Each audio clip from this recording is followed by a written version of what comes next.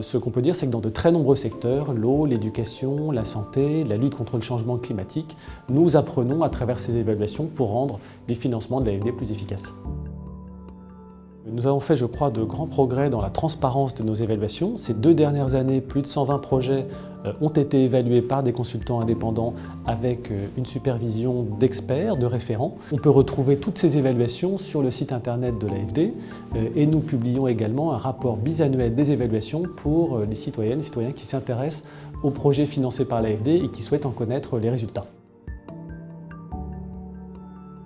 La politique de développement a bénéficié d'un appui très important du gouvernement. Les dons dont dispose l'AFD, mais aussi les prêts à des taux réduits, ont connu une croissance importante ces dernières années. Donc c'est normal que les Françaises, les Français, les contribuables aient une meilleure idée, une meilleure vision sur l'utilisation de ces financements. D'où les évaluations, à la fois pour rendre des comptes au grand public en France, mais aussi de plus en plus, et c'est notre volonté, associer les citoyens des pays en développement. Et donc cette redevabilité, elle existe en France, elle existe dans les pays en développement, et dès lors que cette politique prend plus d'ampleur, qu'on fait face à des défis globaux, le Covid, le changement climatique, la pauvreté, il est normal d'essayer de faire mieux et de faire de manière plus transparente. Nous avons plusieurs défis à relever en matière d'évaluation. La première, c'est de rendre disponible pour un public le plus large possible les résultats des évaluations. D'où un travail qui est fait sur le site de l'AFD, un data wall qui est produit, un rapport annuel, mais aussi nous souhaitons que ces évaluations soient de plus en plus disponibles en français, mais aussi en d'autres langues pour permettre aux citoyens de pays en développement de les consulter. C'est un premier type de défi.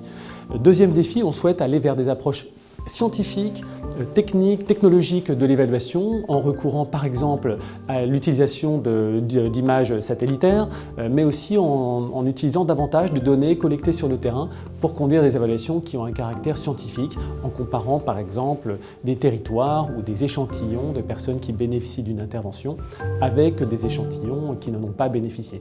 Donc on a des évaluations très nombreuses de processus pour vérifier les réalisations, mais on souhaite évoluer aussi pour permettre de plus en plus de mesurer les impacts des projets qui sont financés par l'AFD et mis en œuvre par des acteurs dans les pays en développement.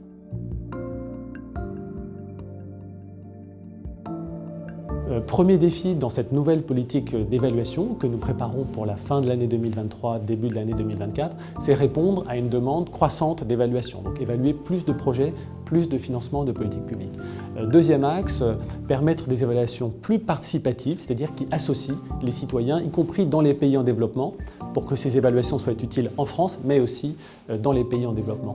Troisième nouveauté dans le paysage de l'évaluation, une commission indépendante a été créée par la loi du 4 août 2021 sur le développement. Cette commission est en train de se mettre en place et l'AFD évidemment va travailler sous la conduite et en interaction avec cette nouvelle commission qui se met en place. Donc ça fait partie des nouveautés dans le domaine de l'évaluation.